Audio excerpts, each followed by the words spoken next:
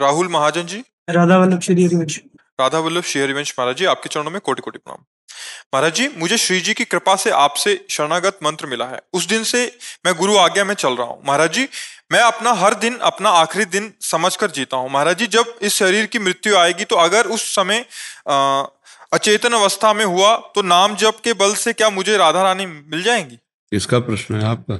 सत्संग सुना क्या आज है? तो प्रारंभ में नहीं थे क्या आप? हाँ, तभी नहीं सुना। आज प्रारंभ में ही इसकी चर्चा हुई थी कि जब हम जीवन भर भजन करते हैं, अंतिम समय हमारी इंद्रियां, हमारा मन भारी दुख से मूर्छित हो जाते हैं, उस समय भगवान स्वयं हमारा स्मरण बनते हैं, स्मरण के रूप में भगवान होते हैं। उस समय उसकी परम गति भगवान की कृपा से होती है, क्योंकि जीवन भर उसने प्रयास किया भगवान के भजन का, भगवान की साधना का। अब अंतिम समय सब फेल हो गया, मन बुद्धि चित्त हम सब ढेर हो गया। अब वो स्मरण करे तो कैसे करे, मूर्छित हो गया। उस समय भगवान स्मृति बनते हैं, अंतिम स्मृति भगवान। और अपने लोग प्रार्थना भी करते हैं कि प्रभु अंतिम समय में आपकी याद आ जाए, ऐसा हो कि सामने आप मुस्कुराते हुए खड़े हो, आपको देखते हुए हमारे प्राण जाएं।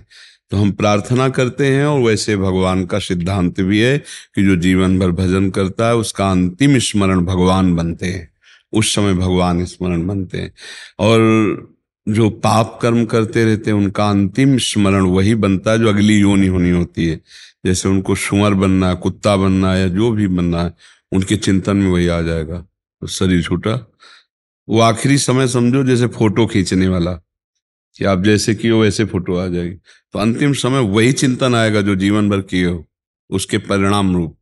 तो हम लोग जैसे भगवान की शरण में हैं, भगवान का भजन करते हैं। अब उस कोटि का भजन नहीं है कि हम कोई सिद्ध हो गए हों या भगवत साक्षात्कार हो गया हो, तो अंतिम समय फिर भगवान उसका उद्धार करते हैं, भगवान कृपा करते हैं। उस समय भगवत स्मृति अंतर में भगवान दे देते हैं।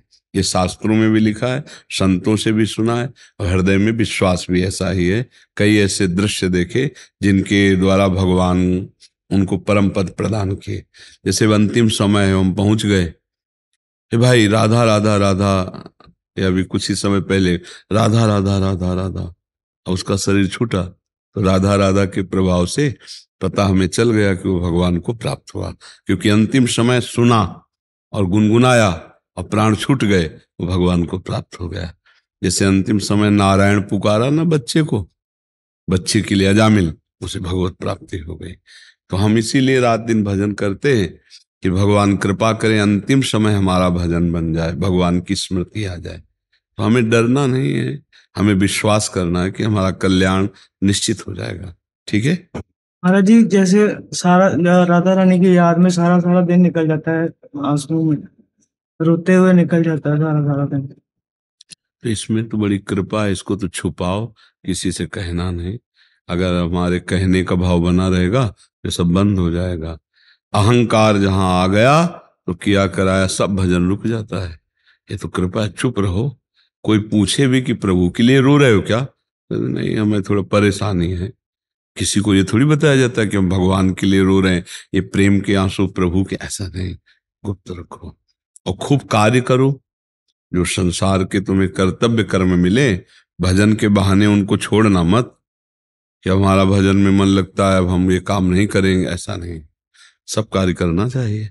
गृहस्थी की, किसानी, व्यापार, नौकरी, पढ़ाई लिखाई, जो वो भी भगवान की सेवा है। और शेष समय में भजन, अपने समय में कार्य करो, तो भगवान की सेवा बन जाएगी। ठीक है।